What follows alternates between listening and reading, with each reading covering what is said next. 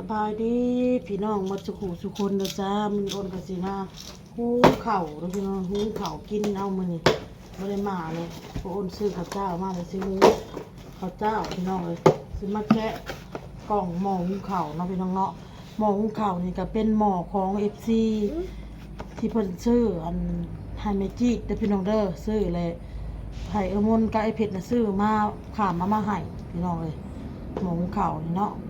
ซื้อผ่านมาทางมนเลยพี่น้องเด้อเพิ่นบอกให้ไปให้แม่จีดและหม้อหุงข้าวต้นที่แม่จีดเอาอันน้าอ้นน่ะให้ทิ่มนะพี่น้องให้ดึกทิ่มโลดเพิ่นว่าอ้นก็ดึกทิ่มแล้วพี่น้องเด้ออ้นเอาไปทิ่มแล้วแล้วบัดนี้แหละอ้นน่ะยังบ่ทันได้ผากเมื่อให้แม่พี่น้องหม้อหุงข้าวนี่ยังบ่ได้ผากเมื่อให้เราก็เลยว่าคันว่ายังบ่ทันได้ผากเมื่อแหละคันอ้นบ่มีแหละให้อ้นน่ะเอาไว้ใส่ในส่วนของแม่จีดน่ะเพิ่นสิซื้อให้แม่จีดใหม่เนาะพี่น้องเนาะเพิ่นว่าคนอื่นอ้นก็ขอบมุกขอบใจผู้ใหญ่ใจดีหลายๆขอบมุกขอบใจที่เพิ่นซื้อมาให้เด้อพี่น้องเด้อซื้อมาให้แม่นั่นแหละแม่จีดนั่นแหละเนาะพี่น้องเนาะแต่ยังบ่ทันได้ผากเมื่อคันยังบ่ได้ผากเพิ่นละโทรมาหาอันประมอนเพิ่นว่าคันว่าอ้นน้อยแต่ด้นเลยพี่น้องเอ้ยประมอนโทรมาอันประมอนเว้าให้ฟังตั้งแต่2 ทิศหลังประมาณ2 ทิศ3 ทิศหลังพุ่นแหละว่าหม้อหุงข้าวเขายังบ่ได้ผากเมื่อแหละให้อ้นเอาไว้ใช้พี่น้องเลยแล้วตัวของแม่จีดล่ะเพิ่นสิซื้อให้ใหม่เพิ่นว่าอ้นก็เลยสิแกะออกมาใส่หุงข้าวหุงน้ำให้ลูกกินยังลูกยังเอาให้น้องไปก่อนไปเอาให้น้องลูกไว้อ้นก็เลยสิแกะเบิ่งนี่ขอบมุกขอบใจมนต์นำพี่น้องที่เพิ่นอุตส่าห์ถือข้ามอันผักนั่นมาให้นะ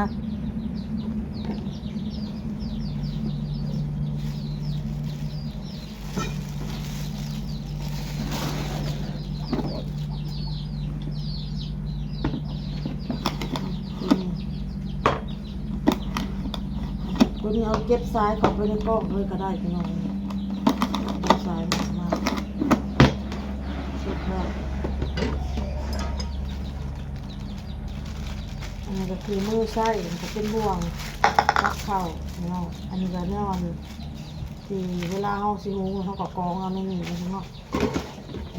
พี่น้องมันจะสิไส้มือนี่แหละแกะออกมาไส้แบบนี้ค่ะหมูเขาสิหุงข้าวแล้วก็หลังจากสุกแล้วก็สิต้มข้าวครับเพิ่นบ่มักกินพี่น้องเพิ่นบ่เคยกินออโต้นะข้าวเปียกข้าวนะเคยกินอยู่แต่ว่าบ่มักอยากมักกินข้าวเปียกเส้นหลายกว่าเนาะพี่น้องเนาะ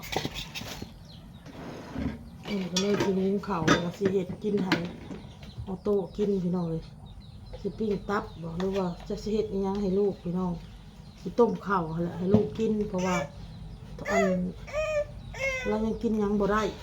กินยังลงไปแล้วก็หักกินยาลงไปแล้วก็หักเราไปลงนอกออโต้ก็ได้อื่นก็ขอบมุกขอบใจหลายๆเด้อที่ซื้อหม้อหุงข้าวมาให้ก็ได้ขอให้มีสุขภาพร่างกายแข็งแรงขอให้มีแต่ความสุขความเจริญเด้อปรารถนาสิ่งใดก็ขอให้ได้สิ่งนั้นเงินไหลนองทองไหลมาขอบมุกขอบใจขอบพระคุณหลายๆขอให้โชคให้มันให้รับให้รวยตัวเก่าขอให้ถูกหวยรวยเบอร์ขอให้เฮงๆเด้อขอบคุณด้วยบสิไปหุงข้าวกับพี่น้องไปใส่ทุกข้างสกิดเธอแรกอันนี้ก็จะไปล่างซะก่อนเด้อพี่น้องเด้อพี่น้องข้าวเฮาก็สุกเรียบร้อยดีนะมาเบิ่งว่าสุกแล้วเรียบร้อยหม้อหุงข้าวนี่คักอะไรพี่น้องเวลาเฮาอันเสียบปะไว้มันบ่ได้อันแบบว่าแหมหม้อฮะนะมันบ่ได้แหมหม้อแล้วก็มันก็บ่ติดหม้ออีกหม้อหุงข้าวอันนี้คักอะไรเวลาเฮาตักบ่ได้มีแหมคือเฮาเสียบไว้แบบนี้นะมันก็สิร้อนมันก็สิอุ่นตลอดนะแต่ว่าเฮาก็ต้องถอดนั่นแหละพี่น้องพอข้าวสุกแล้วก็ปะไว้สักพักแล้วเฮาก็ถอดบัดเฮาสิกินเฮาก็จึงเสียบอุ่นอีกแต่อ้นมักที่ว่าข้าวมันบ่แหมหม้อเลยเวลาเฮาตักนะข้าวก้นหม้อมันก็สิขึ้นมาหมดนะมันสิบ่ติดหม้อเนาะเพราะว่าหม้อหุงข้าวที่อ้นใส่ผ่านมาใส่ตะกี้ค่ะพี่น้อง เวลาเฮาอันมันสุกนี่คือเฮาต้องถอดถ้ามันบ่ถอดแล้วคือมันใหม่เลย มันสิใหม่ก้นหม้อมันสิเฮ็ดให้ข้าวดำข้าวเฮาแห้งอะนะหม้อหุงข้าวที่โอนใส่ผ่านๆมาสุกแล้วก็คือถอดเฮาสิเสียบปะไว้แบบนี้บ่ได้เนาะพี่น้องเนาะสบายดีพี่น้องคลิปนี้ก็สิตัดต่อกับคลิปตัวเมื่อวานพี่น้องอ้นสิถ่ายเฮ็ดอยากเฮ็ดกินนั่นแหละลูกไห้ลูกแอบลูกส่อหลายอ้นก็เลยบ่ได้ถ่ายเด้อพี่น้องเด้อเพิ่นไห้เพิ่นแอบเพิ่นบ่ม่วนบ่สบายในกระโตนั่นแหละออโต้ก็ได้พี่น้องสิให้กินยาหลังจากป้อนข้าวให้น้องแล้วน้องกินข้าวแล้วอ้นก็จะมาป้อนยาให้น้องว่ายาน้องออโต้กินมียาอะไรที่หมอเพิ่นจัดให้บ่เฮ็ดเด้อบ่เฮ็ดเด้อเอาไม่ใช่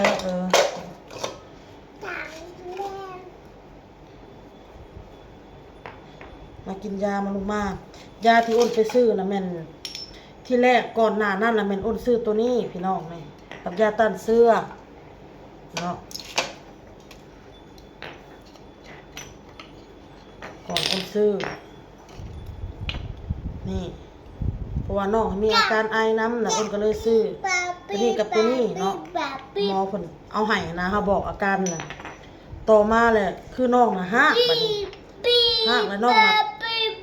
ถ่ายเจ็บท้องน้ำก็เลยไปจัดให้2 อันนี้สรุปแล้วน้องออโต้กินยาแล้วก็พอน้องมีอาการไข้น้ำเลยพี่น้องเด้ออาการไข้กินยาที่ไข้น้ำอันนี้เฮ็ดลูกบ่เฮ็ดอัปเดตอาการของน้องมื้อนี้ออโต้ก็ดีขึ้นพี่น้องดีขึ้นคือเรากินนมเราก็บ่อ้วกกินข้าวเราก็บ่อ้วกนะแต่ว่าก็พังไปก่อนกินยาตัวนี้แล้วก็จึงมากินยาตัวนี้แล้วก็กินยาตัวนั้นไปเพราะว่าบ่อ้วกเมื่อคืนนี่กินนมแล้วก็พังเบิ่งว่าสิอ้วกอีบ่ก็บ่อ้วกเด้อพี่น้องน้องก็กินยาตัวนี้แหละมาลงมากินยาลงมาเจ็บไรมากินยาบัดง่ายก็อ้าปากเอาเด้อบัดยากก็ยากเด้อยาแซ่บ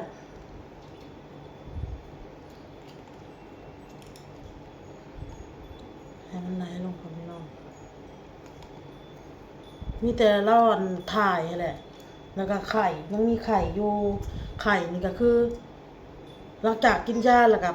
บ่ฮ้อนคิงเราก็สิลดสิเศร้านะบัดพอใกล้สิฮอดผ่านประมาณ4 ชั่วโมง5 ชั่วโมงไปก็รู้สึกว่าฮ้อนขึ้นมาพอกินแล้วก็ลงพี่น้องก็ไข้แน่พี่น้องไข้ก็เมื่อวานนี้แซ่บมีแต่ว่ายังไข่เล็กน้อยฮะแหละพี่น้องไข่ก็ไข้ขึ้นแล้วไข่ก็คิงมีแต่เล็กน้อย37 ปลายจะถือว่าไข่บ่แห้งเนาะพี่น้องเนาะ37 ปลาย37.6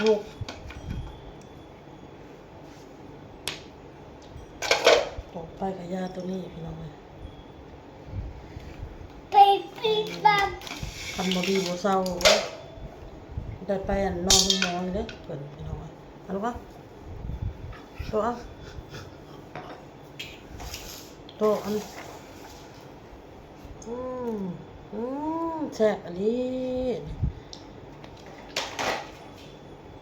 จักยาอย่างมันเป็นภาษาพี่น้องอีกตื่นมากอะ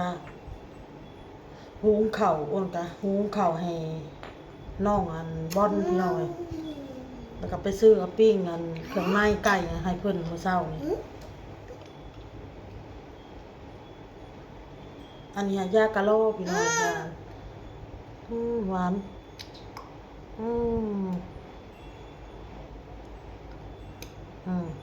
กินยาน่ะยามง่ายยามมงง่ายก็ไหลป้อนอันนี้น่าจะเป็นตัดเสื้อพี่น้อง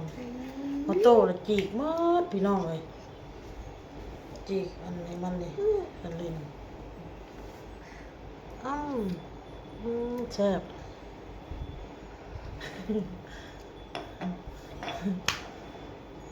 เหมือนเป็นพี่น้องเลย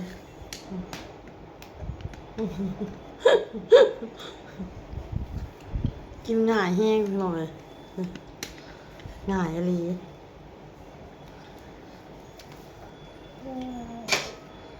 โอเคเนี่ยมีแต่สิเอาเพิ่นนอนพี่น้องเอ้ยเพิ่นรับเพิ่นนอนพุ่นแหละอ้นก็สิออกไปเเฮ็ดอยู่เฮ็ดกินแล้วก็สิไปล้างถ้วยเนาะถ้วยบวงหิ้วให้ยากสั่นแล้วเราแอบพี่น้องเอ้ยเราแอบเราวนเราบ่สบายนี่ไข่นี่หุ่มๆอยู่ไข่แต่ว่าเราบ่ให้กินดอกพี่น้องหรือว่ากินว่า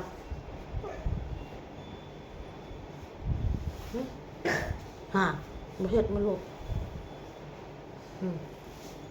น้องออโต้ดีขึ้นแล้วเด้อพี่น้องเด้อออโต้ดีขึ้นแล้วทุจ้าทุน้องออโต้ไข้แล้วดีขึ้นแล้วมีแต่ยังถ่ายอยู่ถ่ายเป็นนั่นถ่ายจวกถ่ายน้ำนั่นแหละไข้โควานนี่ลายยกมือวานนี่คิงห่อนถวดผัดอ้วกแหน่เนาะอ้นเข้าไปเบิ่งใน YouTube กะมีแต่ว่าอาหารเป็นพิษเนาะมันมีหลายอย่างอยู่พี่น้อง1อาหารเป็นพิษ2มากอะลำไส้ติดเชื้อลำไส้อักเสบกระเพาะอักเสบอ้นเข้าไปเบิ่งใน YouTube นะอ้นก็เลยว่าลองให้เพิ่นกินยาแต่ว่าพอกินยาตัวนี้ใส่ไปประมาณ3เทื่อกะคือว่าไข้แน่เมื่อคืนนี่ก็หายพี่น้องเอ้ยอ้นกับเบาเต้น่ะเปลี่ยนกันอุ้มย่างเลาะเฮือนอยู่เมื่อวานนี่ฮะเมื่อ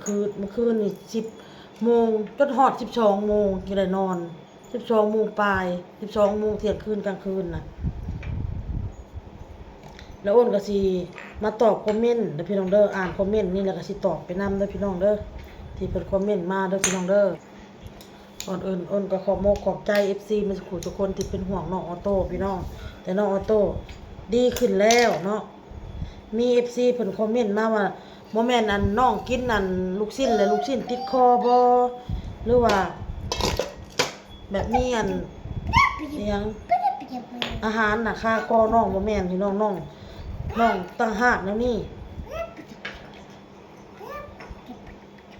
เอาพี่น้องเด้ออ้นสิตอบคลิปที่เมื่อวานเนี่ยที่น้องเป็นน้องอ้นก็ตอบในคอมเมนต์แล้วแต่ก็สิมา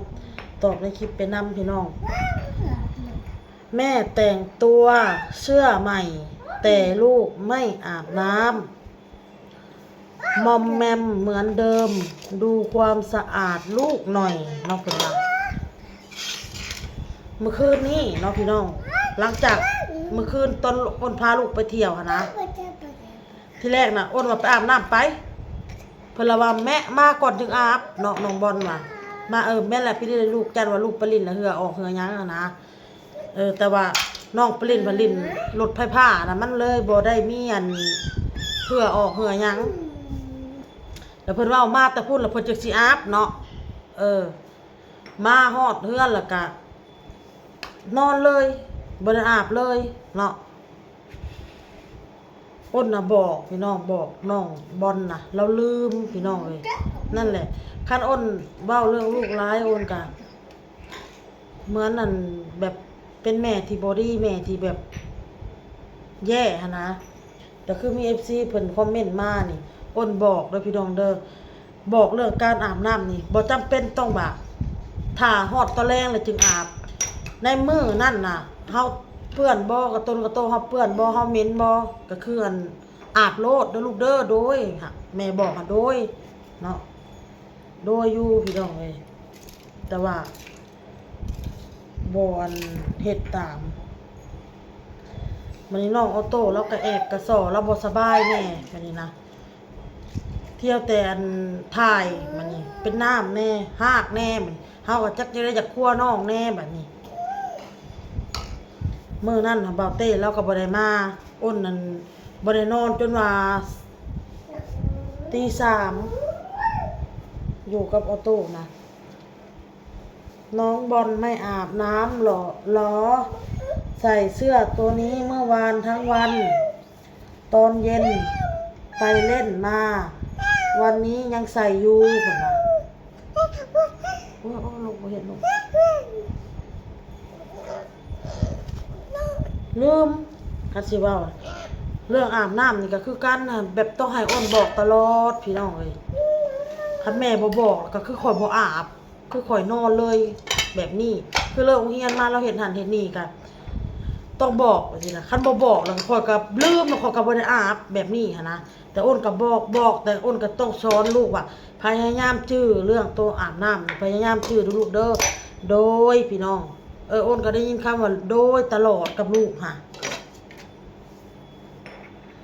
ต้องให้แม่บอกบางทีเฮาก็จักอยากเฮ็ดหันเฮ็ดนี่บางทีไปหับลูกมาเฮาก็นึ่งข้าวนึ่งน้ำเฮาก็เฮ็ดเสร็จมันสอบมันสิ่งเนาะเมียนบางทีก็ล้างถ้วยล้างบวงเฮ็ดอยากเฮ็ดกินลูกน้องแอบแน่บัดนี้ซอแม่แน่บัดนี้ค่ะ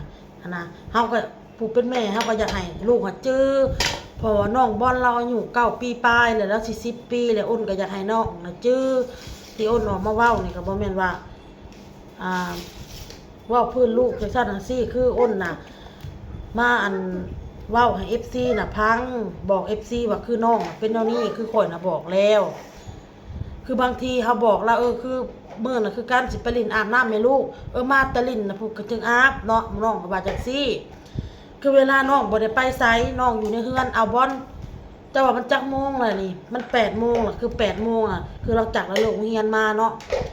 4 โมง5 โมงมันก็สิเป็นประมาณ2 ทุ่มของประเทศไทย8 โมงค่ะ8 โมงป้าก็ยังบ่ทันได้อาบไปแม่ไปหาอาบน้ำเฮายังบ่ทันได้อยากอาบแม่จักน้อยค่ะลูกก็สิตอบเฮาแบบนี้บัดนี้แล้วก็ลืมนะบัดนี้เจ้าของลืมเองบัดนี้เว้าจักน้อยแล้วก็ลืมพี่น้องเลยและมี FC เนาะเพิ่นเว้าอโต้ต้องได้ไปหาหมอเอายาฆ่าเชื้อคือหมอเพิ่นน่ะไปหาแล้วเพิ่นก็เลยว่าอาการน้องน่ะเป็นอะไรเนาะอ้นก็เลยเว้าเรื่องอาการของน้องสู่เพิ่นพังเพิ่นก็เลยจัดยามากินอยู่เฮือนก่อนถ้าน้องบ่ดีแล้วจะกลับมาถ้ากลับมาบัดนี้คือต้องน้องได้ฉีดยาได้ซักยาหมอเพิ่นว่าอ้นก็มากินก็รู้สึกว่ากินน่ะน้องก็อาการเราก็ดีขึ้นไข้ขึ้นนะเราบ่อ้วกบ่หยังแล้วมีแต่ยังมีไข้เล็กๆน้อยๆซื้อกับเรายังถ่ายบางทีน้องออโต้อ่ะคันสิคิดคือผู้เฒ่าแก่เพิ่นเว้าคำโบราณเว้าก็คือน้องน่ะยืนห่างเพราะว่าน้องสิฮอด2 ปีแล้วเด้พี่น้อง2 ปีเดือนนี้แหละฮอดวันที่29เดือน10นี่น้องก็ครบ2 ปีนี่ออโต้นี่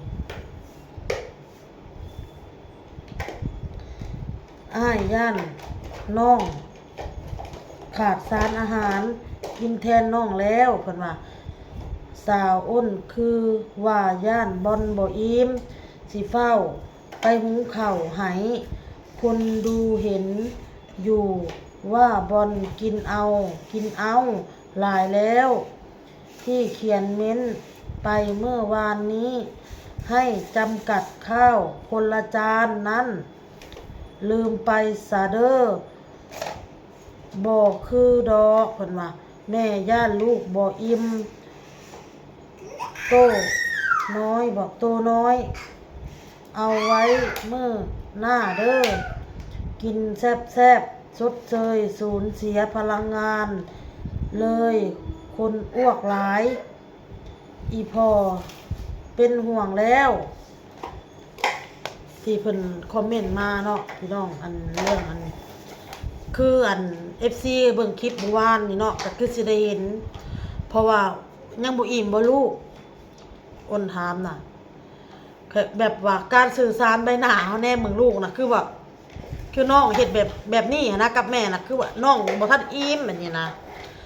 อ้นก็เลยว่าสิไปหุงข้าวอิหยังให้ลูกเมียนไว้บางทีลูกอยากทอดไข่น่ะกินเติมมันมีไข่อยู่มีเนาะแต่ว่าชิ้นหมูก็ย่างอยู่ในตู้พี่น้องแล้วก็มีปลาแน่ปลากับปลานิ่มย่างประมาณตัวหนึ่งในตู้เนาะความหมายน่ะคือถ้าสมมุติว่าอ้นเว้าไปในคลิปเจ้ากินหลายเลยลูกอ้นกับแบบแนมมึงลูกหันก็เห็นอยู่ช่วงท้ายๆคลิปเนาะว่าลูกเอาข้าวจานลงนึกว่าลูกก็ยังบ่อิ่มนะเพราะว่าค่อยก็เมาแต่วนแต่น้ำออโต้นะ วนแต่น้ำครัวเอาแต่น้องอยู่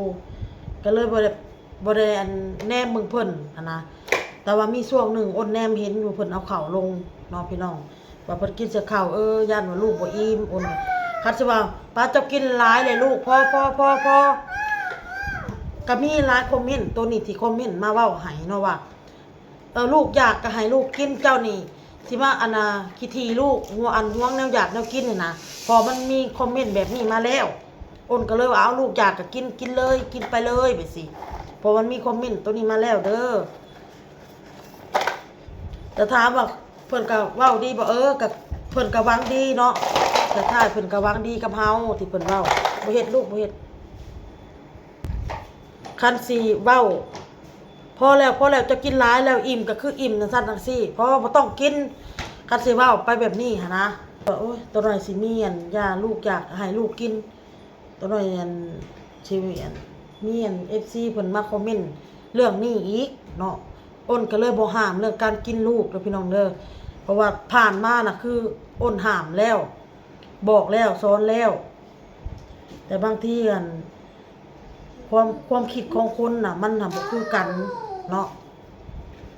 ความหมายก็คือแบบว่าคืออ้นเองนี่อ้นก็อยากเฮ็ดให้ถูกใจหมดทุกคนแล้วก็อยากเว้าให้มันนั่นถูกใจหมดทุกคนน่ะนะพี่น้องว่าค่อยเว้าเรื่องตัวใดมันจังสิดีแล้วก็สิถูกใจอัน FC มาทุกคนมันแบบนี้อะนะแต่เพิ่นก็ตอบกลับอ้นมาได้พี่น้องอ้นก็ตอบเพิ่นแต่เพิ่นก็ตอบกลับมาได้ยินที่อ้นพูดและบอลเขาก็หิวบ่อยเพราะเขาเป็นเด็กสมบูรณ์ความคิดคนดูคือเห็นยังปิดยังอ้นอ่านภาษาไทยบ่เก่งเด้อพี่น้องเด้ออ้นอ่านภาษาไทยบ่เก่งเห็นอีหยังก็ปริศนาเขากินบอกปริศนาเขากินอยู่ว่ามันค่อนข้างบ่เยอะแต่ความเป็นแม่คิดยากแต่จะให้ลูกกินมันไม่ผิดหรอกมันบอกที่เรารักและห่วงลูกแต่มองมันเกินความจำเป็นบอลไม่ได้ไปขุดจิหล่อไปเดินทุ่งแบกปัญหาหน่อไม้ให้เหงื่อออกหรือออกกำลังกายหนักเหนื่อยถึงขั้นหิวโซลาต้องดูแลสุขภาพด้วยป้องกันโรคอ้วนในอนาคตให้ลูกนั่นแหละพี่น้องที่เพิ่นเว้ามานี่ก็แม่นความเพิ่นก็ถือความเพิ่นคืออ้นเว้าไปในคลิปเอาหัวเฮาฮอดเฮากินลูกกินบ่อิ่มแต่ละสิก็ให้ลูกกินอิ่มแต่ยกตัวอย่างว่าผู้นั้นผู้นี้มาใส่มันแบบนี้เด้อเด้อแต่ที่เว้ามานี่มันก็แม่นความมันก็ถือความที่เพิ่นตีเตือนมาเพิ่นหวังดีเนาะพี่น้องอันนี้ก็แม่นความเพิ่นอันนี้เนาะอ้นเรื่องการกินอิ่มของอยู่ของกินคืออ้นเว้าหั่นแหละมื้อน่ะอ้นตอนน่ะอ้นก็บ่แม่นอ้นเฮ็ดหยังก็ตามแนวอยากแนวกินน่ะนะต้มไก่ต้มปลาคือเฮาตักมากินแล้วอิ่มแล้วเมียนแล้วโต๊ะก็เมียนเก็บแล้วเฮาเข้ามาแล้วก็สิไปเอาถ้วยมาตักแล้วก็นั่งกินนั่นเอาปลาตักใส่จานตอนปลานะตักแล้วก็สิกินแบบตักกินแล้วก็สดน้ำไปนำเราสิกินเล่นทั้งที่เรากินอิ่มแล้วแต่ว่ามันก็ยังมีอ้นก็เลยห้ามลูกว่าเอามอนเจ้ากินอิ่มแล้วเจ้าคือกินลูกเจ้าคือบ่ไว้อันกินมื้ออื่นอ่อนว่ามื้ออื่นเจ้าอันสิไปโรงเรียนนึ่งข้าวแล้วเจ้าก็กินนั่นแกงปลานี่ต้มปลาอ้นว่าอันนี้แล้วอยากแล้วกินกะตอนเพลนกะคือแม่สิทอดไข่ให้เนาะอ้นเว้าค่ะอ้นก็บอกลูกสอนลูกไปนี่แหละพี่น้องเลย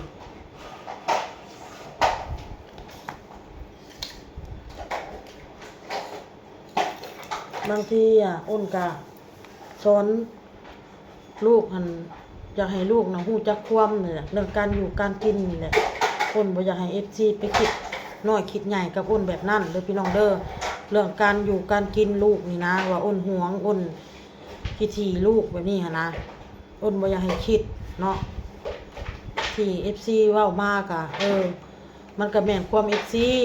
แต่บางสิ่งบางอย่างที่ FC เว้ามามันก็บ่แม่นเนาะพี่น้องเนาะว่าบัดทีกับคนอื่นแหละจังซั่นจังซี่บัดกับลูกตัวเองอ่ะแบบนี้หั่นนะเข้าใจอ้นพี่น้องเอ้ยเพราะว่าน้องบอลเราใหญ่แล้ว สิ่งใดที่เราเฮ็ดได้อ้นก็อยากให้เฮ็ดเอง สิ่งใดที่เราทำได้อ้นก็อยากให้ทำเองเนาะเพราะว่าแม่นี่มันก็หลายอย่างพี่น้องเอ้ยจักอันใดอยากเบิ่งน้องแน่เฮ็ดอยากเฮ็ดกินเวียกเงินเวียกการมันเราก็ใหญ่แล้วอันใดแบ่งเบาแม่ได้ก็อยากให้เราแบ่งเบาแม่คือเรื่องอาบน้ำนี่บ่ต้องจำเป็นให้แม่อันบอกดอกอาบโลดเรื่องเฮียนมาแล้วอาบโลดคือเรื่องการย่างคือการลงพื้นลงหยังคือการตามครัวตามหยังน่ะข่อยสอนให้ใส่เกิบลูกพยายามใส่เกิบแล้วก็บ่มักใส่เกิบแล้วมักปลาตีนย่างตามครัวหั่นนะตัวนี้ค่ะ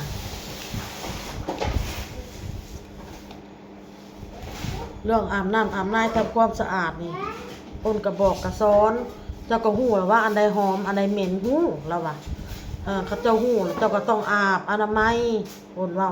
ฮูกตามคอขี้เหงื่อขี้ไข้บัดแม่สิเข้าไปอาบให้เลยเฮาอาบเองก็ได้บ่อาบบ่ให้แม่อาบให้ก็บ่อาบนั่งอยู่ว่าสิอาบเองนั่งซึ่งเอาไปเอามาโลดคือสิให้นี่บางทีน่ะอันอ้นนี่อยู่กับลูกตลอดเวลาเนาะพี่น้องอ้นฮู้พี่น้องคือเรื่องโทรศัพท์คือกันนี่โทรศัพท์นี่คือเราอยากลิ้นคือเราอยากเบิ่งแต่ข่อยน่ะสิเฮ็ดกินแต่ข่อยน่ะให้เราเอาน้องบัดสินะเบิ่งน้องไว้ลูกว่าแม่สิเฮ็ดกินแล้วเราก็บ่สนบ่วนน้ำน้องบัดนี้เราสิสนแต่นำโทรศัพท์นะน้องก็ให้วากอยู่อ้นละมันยากหลายอ้นบ่ให้บ่เล่นซะมันยากหลายให้เบิ่งน้องซะพี่ก็บ่ได้บ่แม่เฮ็ดกินแล้วแม่สิเอาดอกน้องน่ะอ้นละว่าในนี่ให้นะแม่เฮ็ดกินแล้วแม่ก็สิเอาดอกลูกน้องนี่ฮะอ้นว่าแล้วก็คือสิให้แล้วก็พับตากีบเฮาไปอีต้นนะคะเป็นแม่คือสิให้นี่แหละแล้วก็อ้นละว่าบัดนี้บอนมากินข้าวเฮาบ่อยากจะเป็นหยังคือบ่อยากจักแม่ถ้าเฮาเป็นหยังนี่แหละเฮาเป็นแบบบ่ม่วนในกระโตว่ะเฮาเป็นบ่สบายในกระโตเฮาลูกเพิ่นเว้าไปได้นี่ได้จะเป็นหยังลูกนี่แม่เฮ็ดอันนี้แล้วแซ่บนี่มากินแม่ลูกเฮาบ่ม่วนในกระโตแซ่บได้แม่เฮ็ดนี่ก็ซึ่งนะคิดนะอันความหมายของเพิ่นเครียดพี่น้องเครียดที่แม่น่ะหยุดโทรศัพท์บ่ให้เบิ่งตอนนั้นน่ะยังให้เพิ่นเบิ่งน้องบ่ข่อยยังเฮ็ดกินเด้เฮ็ดกินแล้วก็อยากเมียนไปน้ำล้างถ้วยล้างบ่วงไปน้ำเสร็จจริงเมียนจริงอนามัยสิ่งไปเลยเนาะเครียดแม่โอเคพี่น้องคลิปนี้กับบัญญาวโพดแล้วพี่น้องเด้ออ้นก็สิตอบคอมเมนต์ FC ได้สำนี้เด้อพี่น้องเด้อแล้วก็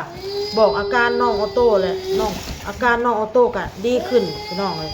ดีขึ้นหลายขอบมุกขอบใจ FC มาทุกคนที่เข้ามารับชมรับฟังเด้อพี่น้องเด้อติดตามเด้อพี่น้องเนาะที่